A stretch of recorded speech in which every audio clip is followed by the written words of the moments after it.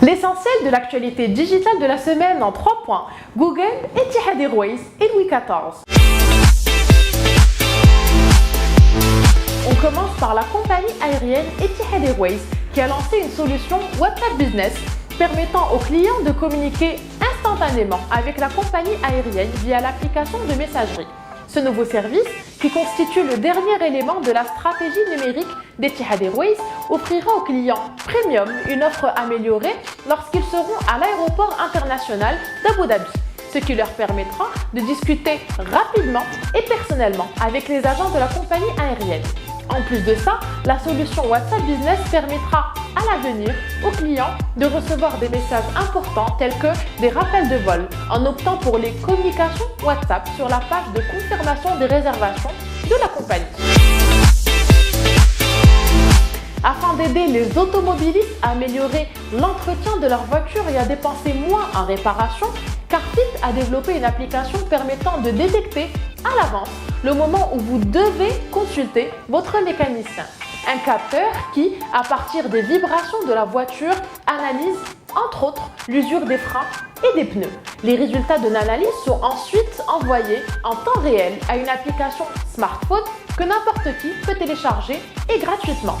Ainsi, cette innovation créative concorde pour le Grand Prix Data et Créativité qui aura lieu mi-novembre prochain à Paris.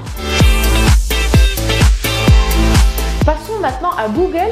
Certes, il est le plus grand moteur de recherche dans le monde, mais aussi le plus optimal. Google nous révèle aujourd'hui 3 nouveautés.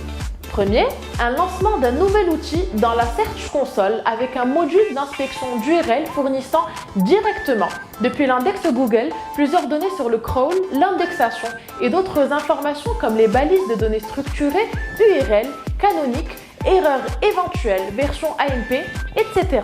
Deuxième point, et pour permettre aux webmasters d'appréhender le quota du service Google Images dans le trafic de leur site, Google ramène la solution, la nouvelle URL de provenance, image.google.com, un référé qui doit désormais faire partie de l'entête HTTP afin d'indiquer le site de provenance du clic utilisateur.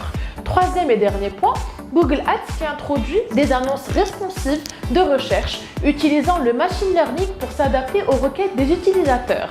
Ainsi, nous pouvons fournir des annonces pertinentes et valables combinant notre créativité et la puissance du machine learning, chose qui permettrait d'atteindre jusqu'à plus de 15% de clics en plus. Les annonces RSA sont actuellement en bêta. Il faut donc que votre compte AdWords soit whitelisté pour bénéficier de ce format. Passons maintenant à Louis XIV et afin de promouvoir la série finale de Versailles, un drame sur Louis XIV, Canal+ a décidé de présenter le roi Soleil lui-même, recréant sa voix et ainsi le transformant en chatbot dans un concept baptisé The Real Voice of Louis XIV. Pour ce faire, un groupe d'historiens et de scientifiques s'est penché durant des mois pour compiler des données sur le roi et le transformer en une voix synthétique que, associée à l'intelligence artificielle de Google, permet à des gens de converser avec le roi via un robot.